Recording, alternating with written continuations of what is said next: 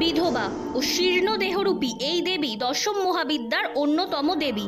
পরনে তার সাদা থান কাপড়, শরীর শুকিয়ে অস্থি দেখা যায়, দাঁতগুলো কালো, বৃহৎ নাক, চোখ যেন ঠিকরে বেরোচ্ছে। কিন্তু কে এই দেবী?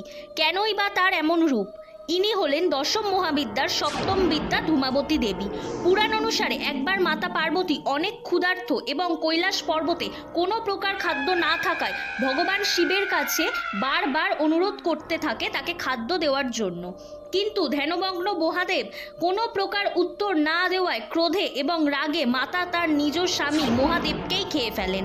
মহাদেবের কণ্ঠে হলাহল বিষ থাকার কারণে দেবীর শরীর থেকে ধূম অর্থাৎ ধোঁয়া নির্গত হয়, তাই এই দেবীর নাম ধূমাবতী।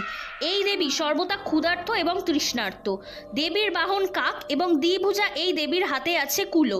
দশম মহাবিদ্যায় এই দেবীর কোনো স্বামী বা ভৈরব নেই।